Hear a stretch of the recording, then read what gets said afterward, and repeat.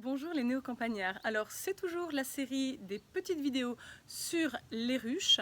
Alors là aujourd'hui je vais vous parler de quelque chose qui n'est pas très passionnant mais c'est important de le savoir, c'est tout ce qui concerne la démarche, les démarches à faire, enfin il n'y en a qu'une seule en fait, quand on veut avoir une ruche et les exigences administratives que cela représente.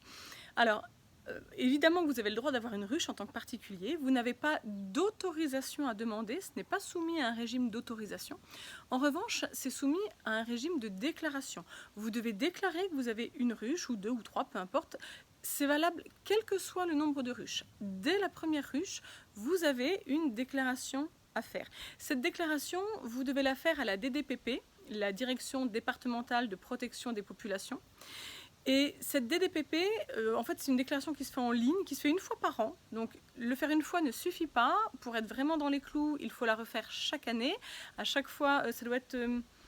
écoutez, de mémoire, je crois que ça doit être les ruches que vous avez au 1er janvier. Je ne suis pas complètement sûre, je vais vérifier, je vous mettrai ça en dessous. Mais en tout cas, voilà, une fois par an, vous devez déclarer le nombre de ruches. Et alors, cette déclaration à la DDPP, elle implique plusieurs choses. D'abord, elle implique que vous ayez un numéro d'immatriculation, un numéro d'identification pour votre rucher. Donc la première fois, c'est la DDPP qui vous donne ce numéro, la première fois que vous déclarez, et ensuite vous gardez ce même numéro d'année en année et vous remettez ce même numéro dans votre déclaration. Donc voilà, une immatriculation du rucher, c'est le premier point. Le deuxième point de cette déclaration à faire à la DDPP, c'est vous devez également déclarer l'emplacement de votre rucher. Je rappelle pour les grands débutants que ce qu'on appelle le rucher, c'est l'ensemble de vos ruches.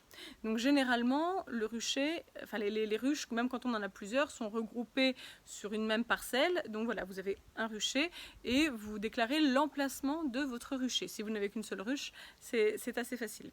Donc le numéro d'immatriculation, l'emplacement du rucher. Il ne faut pas que j'oublie un point aussi, je vous ai dit donc l'immatriculation, l'emplacement, et du coup votre enregistrement, votre déclaration va faire partie d'un fichier national.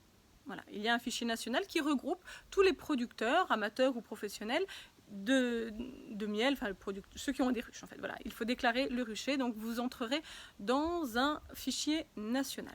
Est-ce qu'il y a autre chose? Il peut y avoir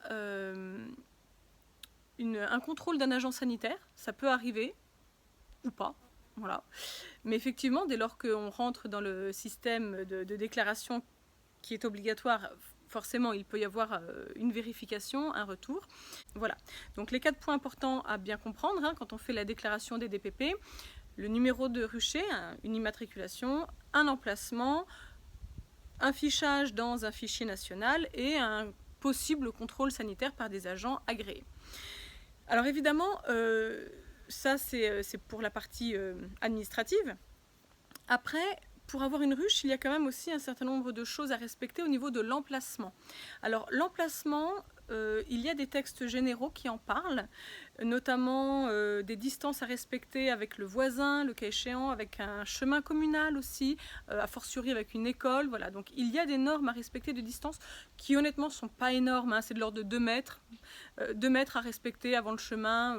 Et puis si on ne peut pas respecter la distance, il y a un autre critère que l'on peut mettre en place, c'est une hauteur de haie ou de palissade, qui de mémoire doit être aussi aux alentours de 2 mètres.